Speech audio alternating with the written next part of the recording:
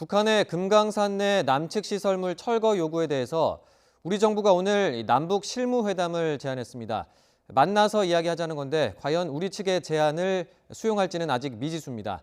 김용현 동국대 북한학과 교수와 함께 내용 짚어보겠습니다. 어서 오십시오. 안녕하십니까.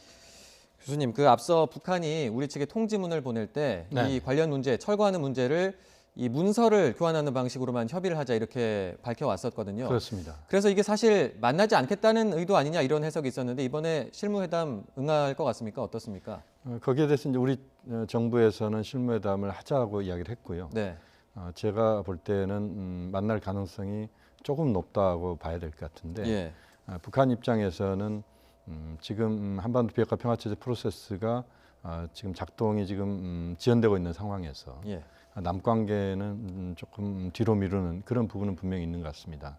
그렇지만 어쨌든 금강산 관광을 완전히 판을 깨는 식으로 갈 경우에는 북한으로서는 나쁜 선례를 남기는 것이기도 합니다. 이제 국제사회가 북한에 대한 투자를 앞으로 계획을 하고 실제하게 될 텐데 그 과정에서 좋지 않은 그런 선례를 남긴다 이렇게 봐야 될 것 같고요. 예.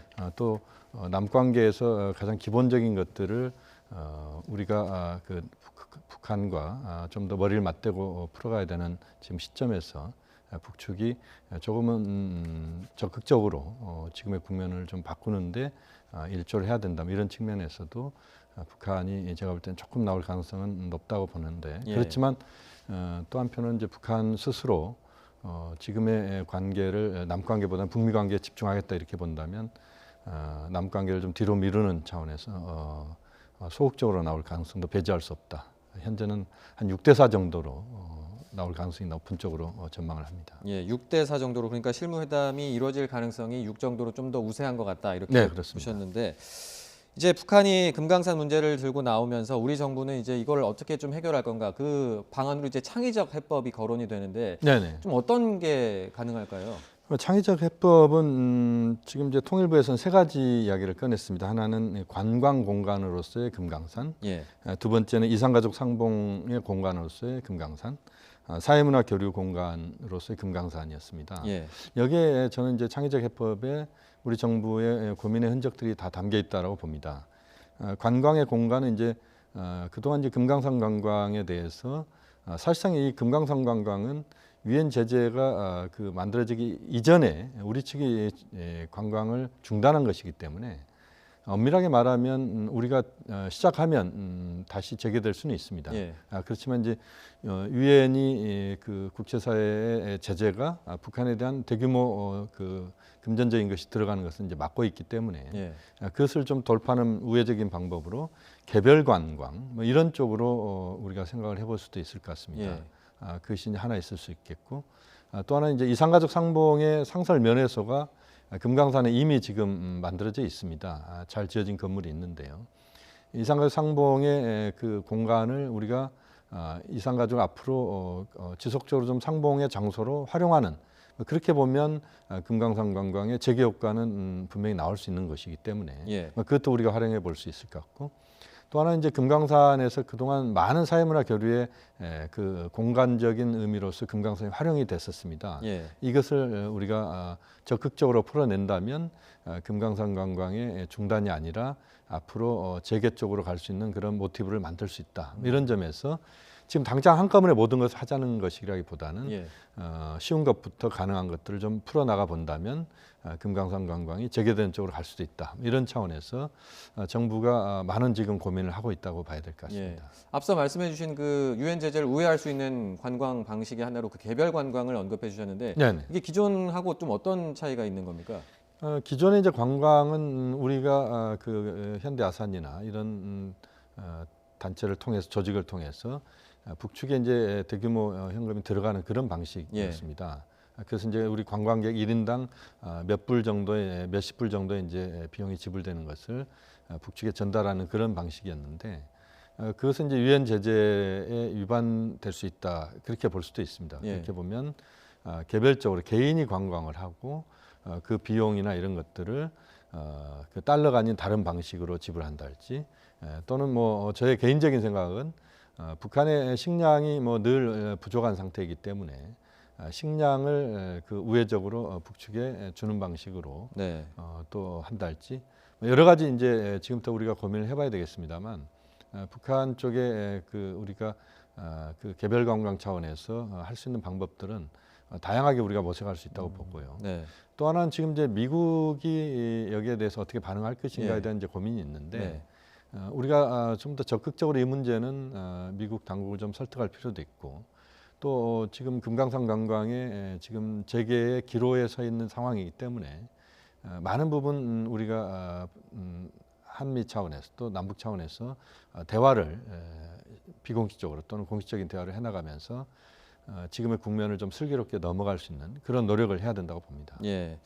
그러니까 뭐 대규모로 관광 대가가 넘어가는 방식을 피하고 그리고 네네. 뭐 현금이 아니라 현물을 그렇습니다. 지원하는 방식으로 하면 또 방법이 있을 수도 있는데 다만 미국과 보조를 맞추는 부분이 이제 과제로 남아 있는 상황인 거죠. 그렇습니다. 이제 현물을 이제 어떤 식으로 북측에 줄 수 있는 것이냐 하는 부분은 유엔과 미국의 제재가 있기 때문에 네. 그것에 대해서 많은 그 대화를 하게 된다면 저는 방법은 또 나올 것이라고 봅니다. 예. 이게 일단 실무 회담이 열릴지 자체도 아직 확정적으로 이야기할 수 없는 상황이고 그렇습니다. 또 회담이 열린다고 해도 이게 뭐 접점을 찾을지는 아직 알 수가 없는 상황이기 때문에 그렇습니다. 이 시간이 좀 오래 걸릴 수도 있지 않겠습니까? 그러면 네. 그 과정에서 북한이 좀 일방적으로 금강산 시설, 우리 측 시설을 뭐 철거한다든지 이럴 가능성도 있습니까? 뭐 그 가능성도 배제할 수는 없다고 봅니다만 이제 두 가지를 봐야 될 것 같습니다. 하나는 그렇게 될 경우에 북한으로서는 나쁜 선례를 좀 남기는 예. 그런 것이 될 겁니다. 왜냐하면 북한이 그동안 이제 금강산 관광지구에서 토지는 이제 북한이 되는 것이고 시설은 우리가 짓는 형식으로 해서 수십 년 동안 그것을 우리가 활용하는 쪽으로 정리가 됐던 사안들입니다. 물론 지난 11년 동안 금강산 관광이 중단됐기 때문에 여러 가지 또 문제가 제기될 수 있는 것은 또 북한의 입장을 우리가 완전히 그 입장을 배제하고 나갈 수는 없습니다. 예. 그렇지만 그것이 북한으로서는 나쁜 선례가 될 수 있고 또 우리 국민의 정서 문제도 있고요. 또 남관계의 앞으로의 미래의 발전, 또 지금 당장 남관계를 풀어가야 되는 상황에서 금강산 개성공단 이 두 가지는 매우 상징적인 공간 아니겠습니까? 예. 이 문제에 대해서 남북이 부딪히는 것보다는 좀 더 지금 대화가 우리 측이 제안한 대화를 북측이 좀 받아들여서 조금은 어렵지만 쉬운 것부터 좀 문제를 풀어가는 구동전이의 자세로 좀 갈 필요가 있다. 그 부분에 대해서 남북이 머리를 맞대야 된다고 봅니다. 네. 오히려 이번 금강산 문제로 이제 남북이 좀 대화를 하는 또 계기가 될 수도 있는 거기 때문에 그렇습니다. 좀 지켜봐야 될 것 같고요. 네. 북미 관계를 좀 이야기를 해보도록 하겠습니다. 네. 그 주말 사이에 김영철 북한 노동당 부위원장이 담화문을 냈는데 네, 네. 그동안 하노이 회담 결렬된 이후에 좀 모습을 보이지 않고 있다가 이렇게 전면에 또 담화문을 내고 등장을 했습니다. 예, 예. 어떤 의미가 있다고 보십니까? 이게 이제 지금 김영철 전 통전부장의 등장은 시사하는 바가 분명히 있습니다. 예.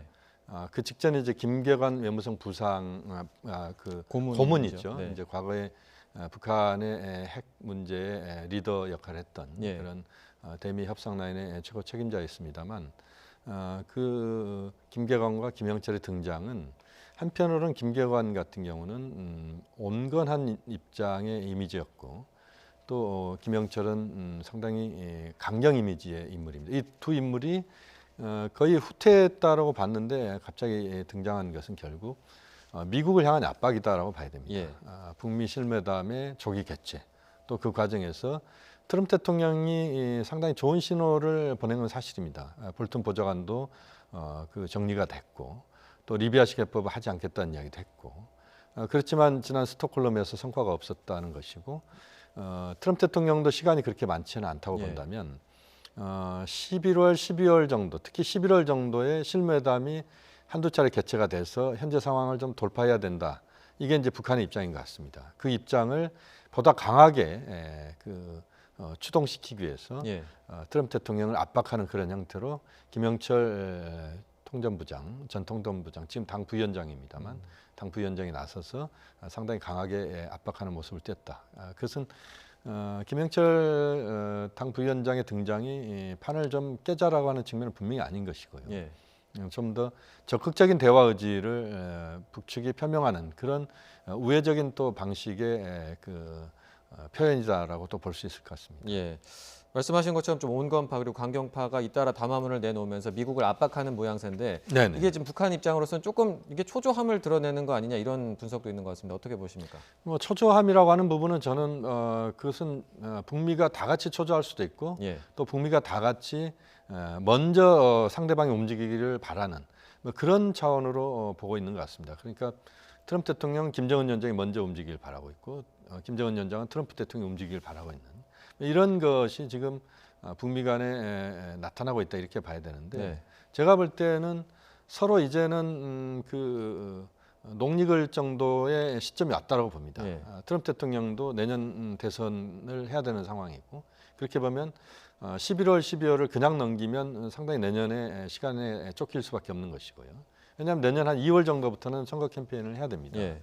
또 김정은 위원장도 역시 트럼프 대통령이 재선을 지금 확약할 수 없는 상황에서는 어쨌든 1기 때 성과가 나와야 되기 때문에 그 성과의 흐름이 올해 어느 정도 가닥이 잡혀야 된다. 비핵화 평화체제 프로세스의 로드맵이 나와야 된다는 생각은 같다. 이렇게 보면 어느 한쪽이 초조하다기보다는 둘 다 지금 시간이 없다.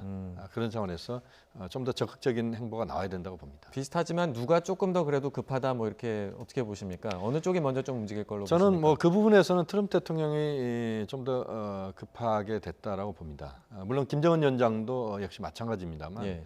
그렇게 본다면 어느 한쪽의 입장을 먼저 꺼내놔야 된다라고 하는 것으로 정리하기보다는 서로 지금 상황에서 이제 비공식 접촉은 하고 있는 걸로 알고 있는데 네. 그 상황에서 좀 더 그 실무적인 성과를 한꺼번에 다 거둘 수는 없기 때문에 제도적 틀 정도 북미 간에 지금 워킹 그룹 정도를 만들고 또 그 과정에서 쉬운 것부터 해나간다라고 하는 그런 원칙 정도만 만들어낸다면 네. 저는 실무회담은 11월 중에 개최될 가능성이 높다라고 봅니다. 알겠습니다. 남북 관계 그리고 북미 관계까지 함께 짚어봤습니다. 지금까지 김용현 동국대 북한학과 교수 함께했습니다. 오늘 말씀 고맙습니다.